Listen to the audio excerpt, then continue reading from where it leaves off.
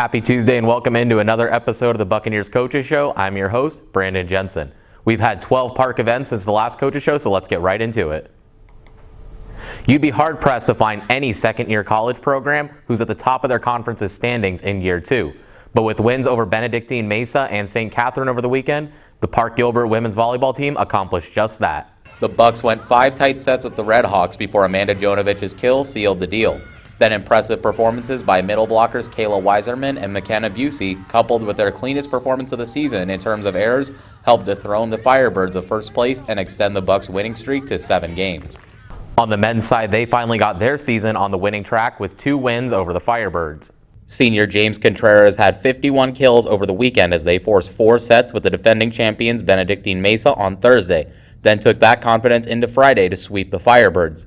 Head coach Clay Webb was pleased with the performances of both squads, but is looking forward to bigger things. Adversity, battled through our own self-inflicted wounds, our own errors, but I thought at the end of the day, we took care of business and did what we needed to do to walk away with the win. The men's and women's teams have 3 games scheduled with a winless Pacific Union team this week, where the women will have a chance to clinch the regular season title. Men's and women's soccer were also both back in action this week with matchups against St. Catherine and La Sierra. Nicholas Sullivan scored 2 goals in the first half to give the Bucks a 2-0 lead. The Firebirds threatened to make a comeback late, but Adrian Silva Villegas' goal secured a 3rd win in a row for the Buccaneers. Sunday saw the Bucks struggle in a way they haven't all season. La Sierra scored 1 goal off of an inbound pass that made all the difference in the loss. Head coach Jonas Tanzer said about the loss, "Tough loss today. We didn't look like our usual selves. We didn't play well in possession. Our defending was okay. However, we kept giving up set pieces, and LSU eventually capitalized on one of them." The women's soccer team led for the first time all season against St. Catherine and had that lead as late as the 61st minute, but gave up 2 goals and suffered a loss to the Firebirds. They rounded out the weekend with a 4-0 loss to La Sierra on Sunday. The Buccaneers golf team competed in the San Diego Christian Invitational last week, and it marked some of the best performances individually and as a team in Buccaneers history. The team finished 3rd in the tournament while freshman Victor Larson parlayed 4 birdies into the best round of his career to finish 3rd and mark the first top 5 finish ever by a Buccaneer. On the women's side, Brianna Laura rebounded from a tough second round to shoot her best score as a Buck and finish 15th in the tournament. Track News head coach Brendan McMaster's team competed in their 3rd meet of all time at the ACU Firestorm Invitational this weekend. Jonathan Martinez made his debut and finished 4th in the 200 meter and 5th in the 100, while Trevor Snedeker finished 4th in the 800 meter.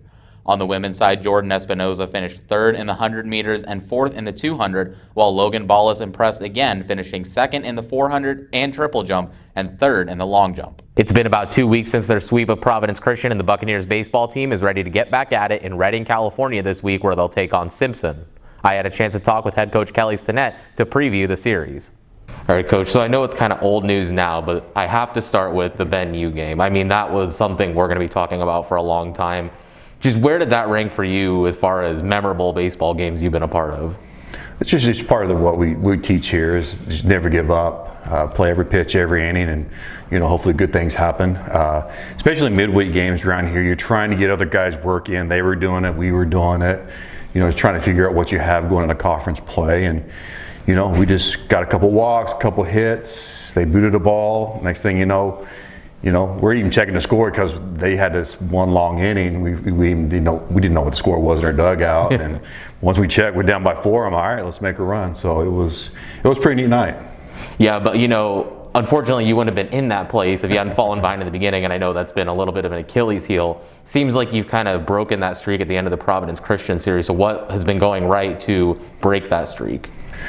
Well, just get on the field for one. I think we're, we've had a couple off weekends, but playing a game midweek and then a weekend series with Providence where we had to adjust that schedule as well. It's just everything's up in the air and practice and everything. But the boys responded well.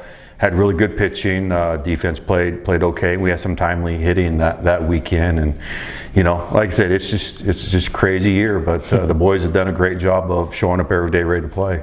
Yeah, and lots of guys have shown up, and Aaron DeGroot, he's as expected. Julian Garcia Schroeder, same thing. But the Providence Christian series saw some new faces, I guess. Jackson Moltz kind of stepped into a starting role. Joel Adamson, I know you kind of have a long history with him, and he had a coming out party. So what did you see out of those two in the Providence series? Well, just kind of a couple guys hurt, a couple guys still not cleared yet with NEI. So we were just kind of, hey, let's throw these guys out and see what happens. You know, the Benedictine game, Jackson came in, threw a really clean inning, had some good velocity, good movement on his fastball. So we just had that conversation, hey, I want you to start concentrating a little bit more on pitching, not so much on your position. We still DH'd him in the game. He's got some big time power.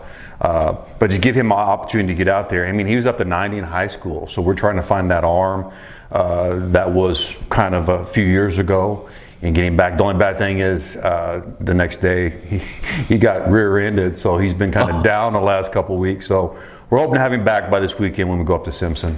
Gotcha. So, you know, and then that Providence series was just the second sweep in the history of the program.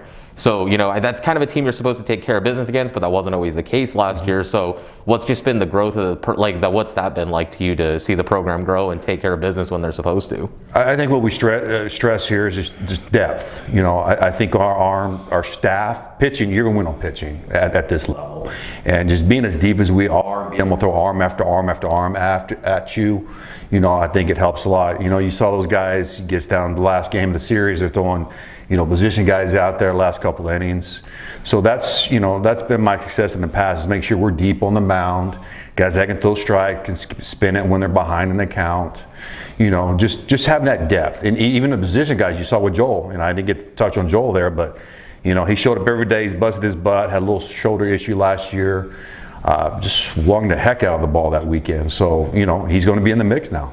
Yeah, and then you have another series coming up with Simpson. You're going up to Reading. Kind of another team you should take care of business against. What do you need to see out of your guys to win that series? Well, I mean, they played a lot of D2 schools too. So they play some really good talented ball clubs up in that area of the country. So, you know, they're in the same boat. And they've had a couple weekends off. They've had to cancel a couple series. And I think they've had to cancel the Antelope Valley series, a couple COVID games. So, you know, we're going to go up there and play a chilly Thursday night this week and hopefully get it done. But they're going to be a good squad. They've always given us trouble, especially going up there.